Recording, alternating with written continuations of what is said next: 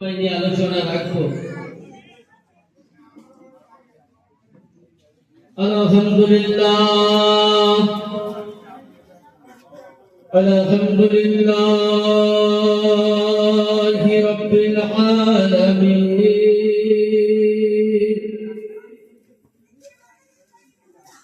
ওয়াল সালামু আলা রাসূলিহিল কারীম الطيبين الطاهرين والمعصومين وأصحابه أجمعين. أما بعد فأعوذ بالله من الشيطان الرجيم.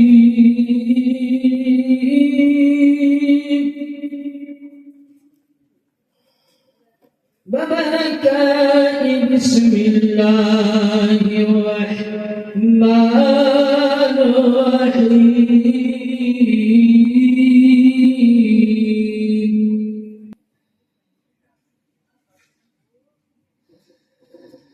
مرج البحرين يلتقيان بينهما زخرا يبغيان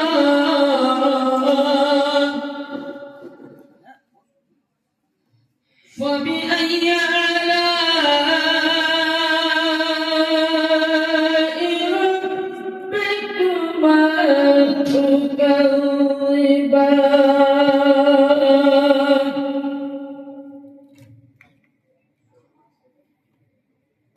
يخرج منهما اللؤلؤ والمرجان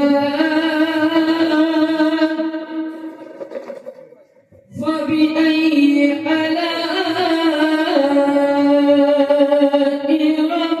ربكما تكذبان.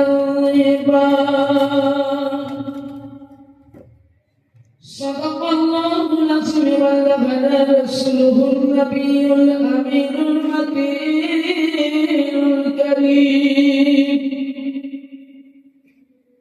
ونحن على ذلك لمن الشاهدين والشاكرين والحمد لله رب العالمين. উপস্থিত শ্রদ্ধেয় সম্মানিত বিদ্যালয় বর্তমান চিশতিয়া তরিকাত জালালি বাবার মনোনীত নির্ধারিত গাদ্দে নসিম হুজুর পাক কিবলা ও আমার আলহাজ মঈন চিশতি বর্তমান যিনি সাহেবে সজ্জাদ নসিম দরবারের ভারপ্রাপ্ত অভিবাজ্য যিনি গাদ্দে নসিম জালালির দরবারের সমস্ত সৈয়দ আলে রসুলকে সামনে রেখে আমন্ত্রিত উলামায়ে কেরাম দূরবর্তী নিকটবর্তী ইসলাম ধর্মে হিতাকাঙ্ক্ষী শ্রোতা মণ্ডলীগণ সকলকে রইল আমার প্রাণ ভরা সালাম। আসসালামু আলাইকুম ওয়া রাহমাতুল্লাহি তাআলা ওয়া বারাকাতুহু।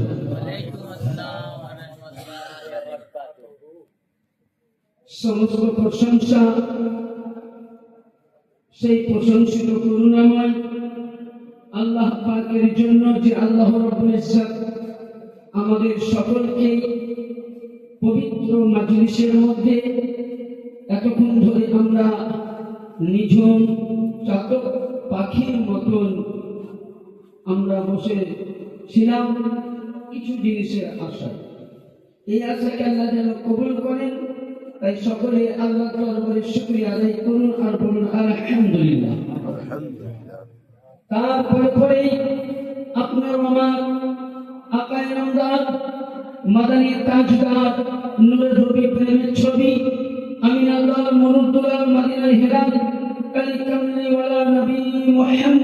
রাসূলুল্লাহ সাল্লাল্লাহু তাআলা আলাইহি সাল্লামের প্রতি আর নবী আওলাদে আলী तमाम বুজুর্গানে দিন আওলাদে আউলিয়াগণের প্রতি দরুদ সালাম অর্পিত হোক বর্ষিত হোক।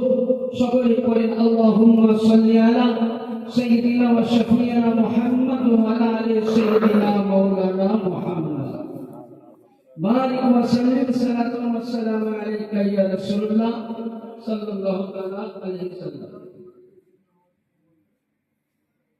আজিজান, আজকে 6 তারিখ, যেটা আমরা ছাটুয়া অনুষ্ঠান বলি।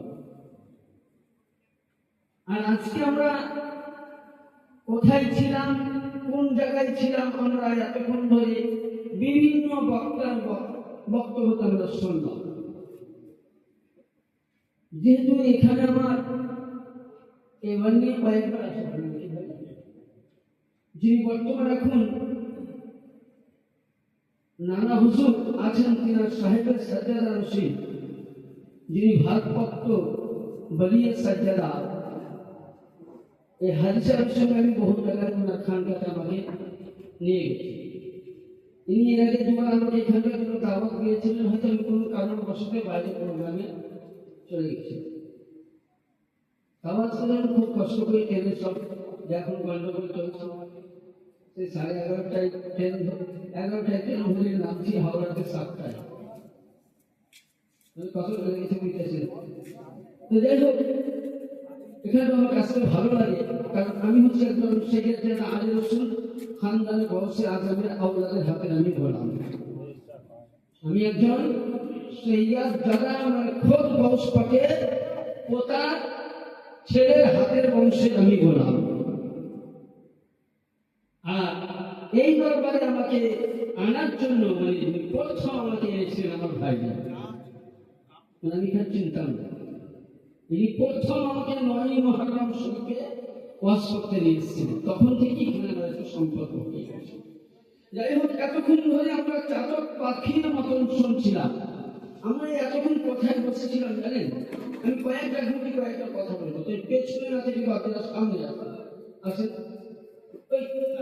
ও ভাইরা সামনে আসুন, ভালো লাগে, সামনে আসুন, সামনে চেয়ারে আসুন। একবার দরুদ পাক পড়ুন, আল্লাহুম্মা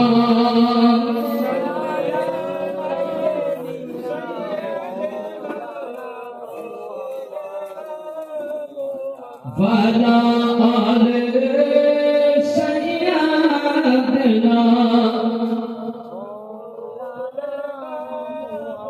সাল্লাল্লাহু আলাইহি সাল্লাম। এতক্ষণ ধরে দেখুন আল্লামা জালালউদ্দিন রুমি রাহমাতুল্লাহ আলাইহি, যিনারা মাদ্রাসায় পড়েন, মসনবী শরীফের মধ্যে ফারসি ভাষার কিতাব তিনি বলেছেন, এক জামানা সোহবতে বা আউলিয়া। তিনি বলছেন এতক্ষণ ধরে আমরা বসেছিলাম কোথায়? একটা মাজলিস, তাই তো? জালালি বাবার খানকা শরীফে মাজলিসে। এই জায়গাটা আজকে কত পাক, আজকে এমন একটা পবিত্র জায়গা। আমি যখন প্রোগ্রাম করে বাড়ি যাব বা বাইরে আমাকে জিজ্ঞাসা করবে কোথায় গিয়েছিলেন, আমি বলবো পীরগানা জালালি বাবার খানকা শরীফে একটা ওয়াজ মাহফিল। এ বাবজিকে বলবেন এটাই, আমার হাফিজ সাহেব ভাইকে বলবেন এটাই উত্তর দিবে। তাহলে আজকে যত মুরিদ মুতাকিদ মুহিব্বান চিশতিয়া বাগিচার ফুলের যারা গোলাম এসছে, তারা প্রত্যেকে একটাই বলবেন যে জালালি বাবার ওখানে আমরা উরুস পাকে গিয়েছিলাম। কিন্তু কুরবান জান, আপনার আমার কথা কোনো কার্যকারী হবে না। আমার নবী মুস্তাফা মুহাম্মদুর রাসূলুল্লাহ সাল্লাল্লাহু তাআলা আলাইহি ওয়া সাল্লাম বলেছেন, কুবুরুস সালিহিনা রিয়াজুম মিনাল জান্নাত। যেই জায়গার মধ্যে আমার রাসূলের, যেই জায়গার মধ্যে আল্লাহর হাম নবীর দরুদ, যেই জায়গার মধ্যে ওলি জিকির করা হয়, সেই জায়গাটি জালালি বাবার কিছুক্ষণের জন্য খানকা থাকে না, বরঞ্চ জান্নাতুন নাঈম বলে পরিণত হয়। এখন কোথায় ছিলাম আমরা? জান্নাতের মধ্যে বসে আছি, জান্নাতের বাবা। আরেকটা জিনিস আমরা ডবল নেকি আজকে করছিলাম কিরকম, যেমন হযরতে সৈয়দুনা আবু বকর সিদ্দিক তিনি কে ছিলেন? কে ছিলেন?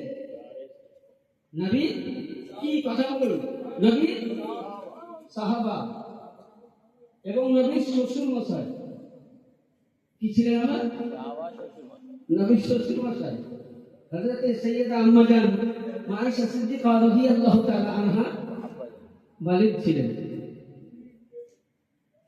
আজকে যে আমরা এতক্ষণ অবধি আমি যে হাদিসগুলো বলবো ভেবেছিলাম, ওদিকে আজকে যাবো না। আজকে আপনাদেরকে কিছু জিন্দা জিন্দা কারামতের প্রমাণ যে আমরা যেগুলো শুনলে করি দলিল মোতাবিক কিনা। হযরতে সেই আবু বকর নবী পাকের মাজলিসে বসে আছেন,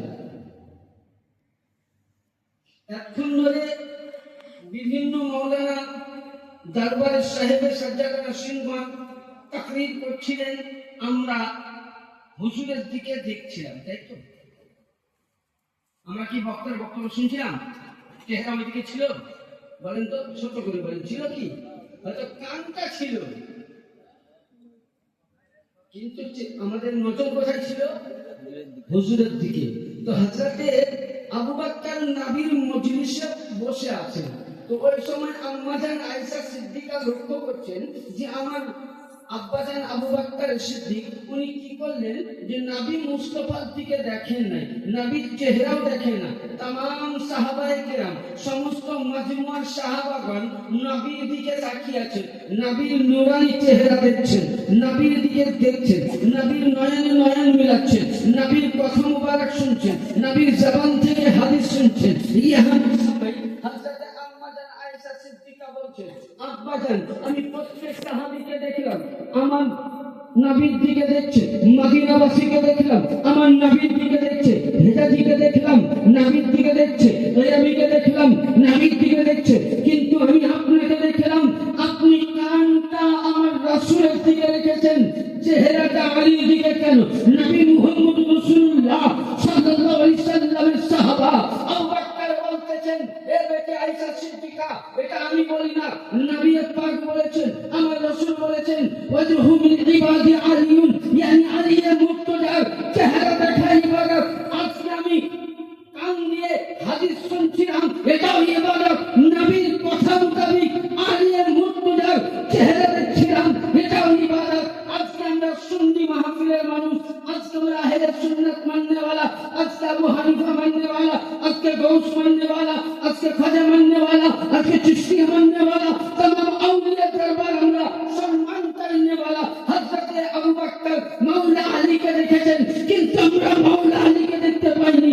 এতক্ষণ ধরে এই মাজলিসের মধ্যে মাওলা আলীর আওলাদ ছিল, তার চেহারা দেখে আবু বকরের সুন্নাত আদায় করেছে।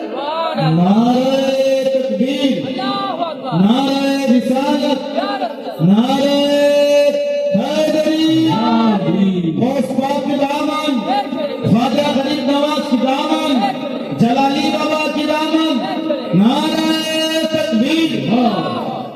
বুঝতে পারলে কথাটা? কানে গেল? আমরা আলীকে দেখেছি, হ্যাঁ আলীকে দেখেছি, আলী হযরত ইমামে হাসান পাককে দেখেছি, ইমামে হুসেন পাককে দেখেছি, হ্যাঁ আমরা তো নবীকেও দেখিনি। তাহলে এই যে আজকে আমরা জালালি বাবাকে পেলাম কোথা থেকে? তাহলে একটু নামও করে যায়, তাই তো?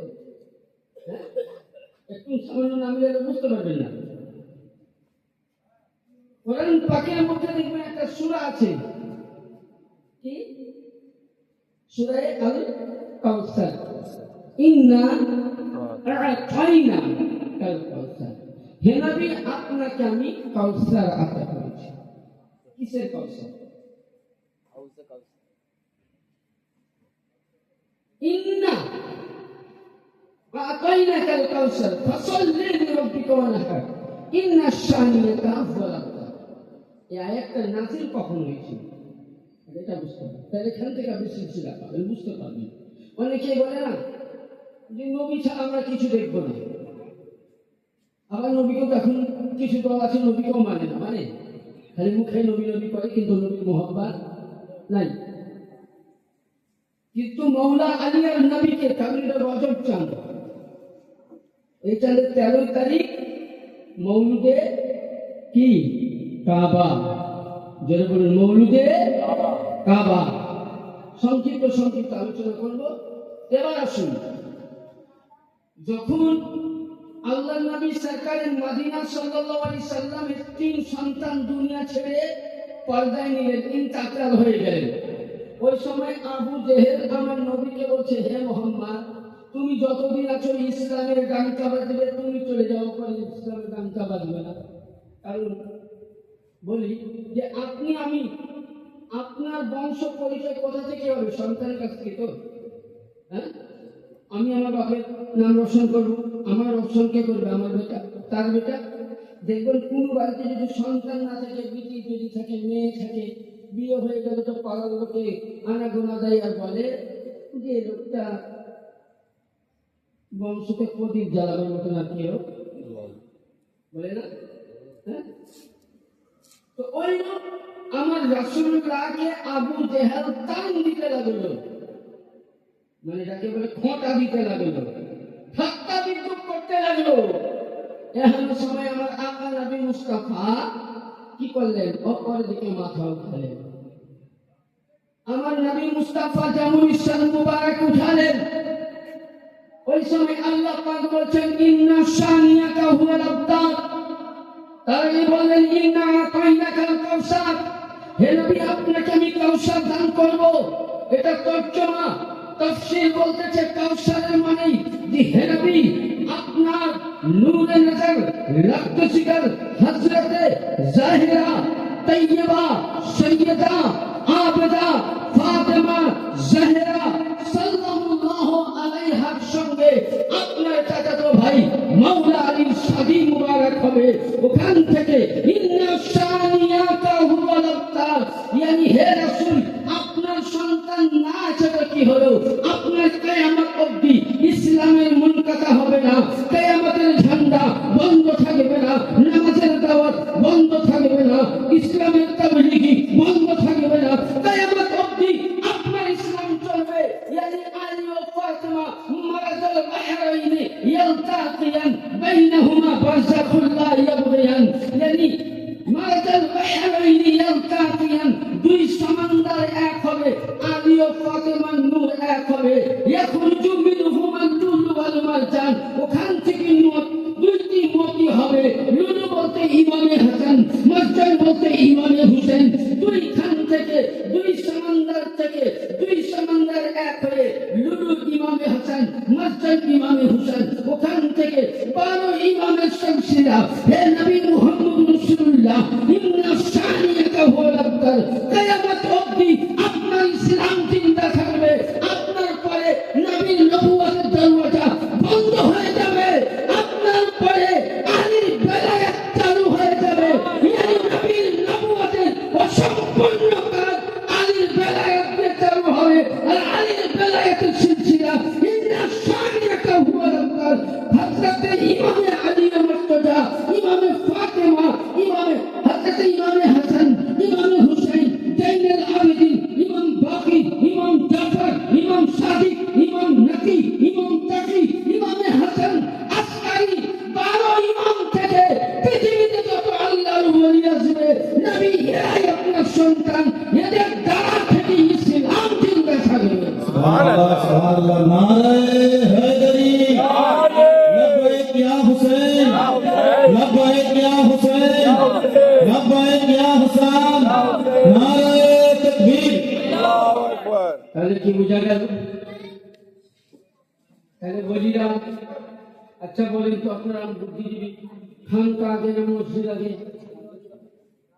কি যদি বলেন খানকা আগে না মসজিদ আগে? কি আগে? নিচে উপরে বসতে কি আগে? জোরে বলুন কি আগে? খানকা আগে। খানকা না হয় মসজিদ হতো? শুধু এখান বলে না, আপনি মদিনা থেকে তুলে ধরেন। অনেকে বলতে খানকাতে কি হয়?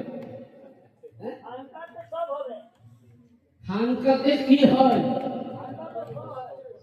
খানকা কাকে বলে? খানকা না হলে বলিলেন হতো না, রসুলের জামানা থেকে দেখেন।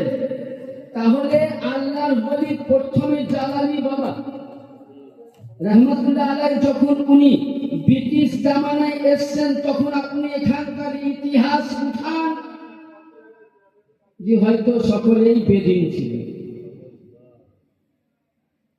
উনি সর্বপ্রথম, যেমন ভারতের সর্বপ্রথম ইসলাম কাকে বলে, আর যে মোল্লারা নামাজ নিয়ে লাফাও, তাদেরকে আমি চ্যালেঞ্জ করে বলছি, একটা দলিল দেখাও আমাকে যে নবী মুহাম্মদুর রাসূলুল্লাহ 5 ওয়াক্তের নামাজ কমিয়ে 50-কে 5 করেছেন।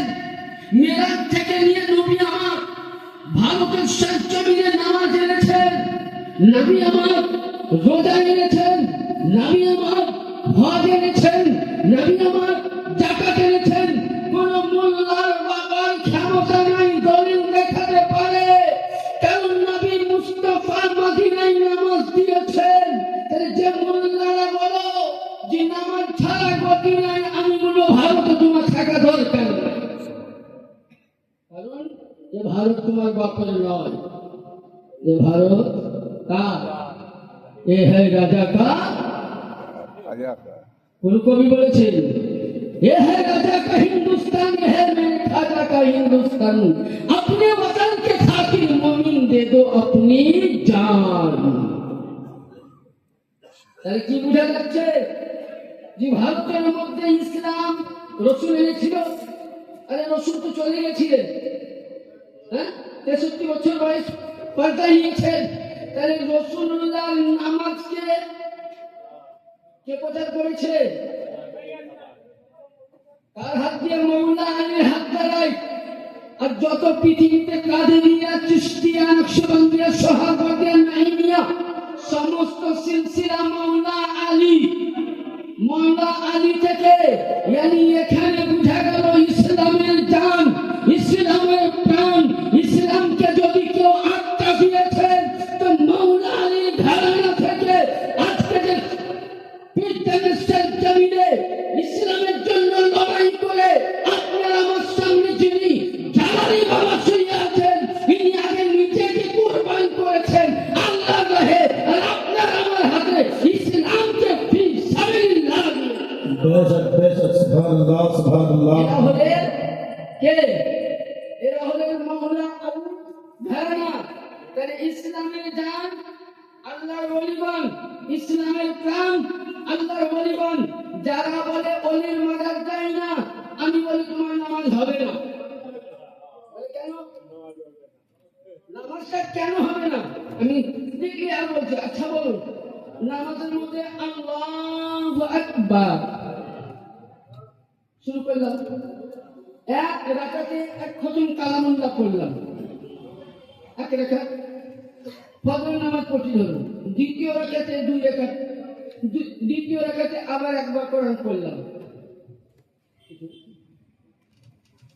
হ্যাঁ দ্বিতীয় রাকাতে আবার বুঝলেন আরেকবার কোরআন পড়লাম, তো কয় রাকাত হলো? 2 রাকাত, 2 খতম।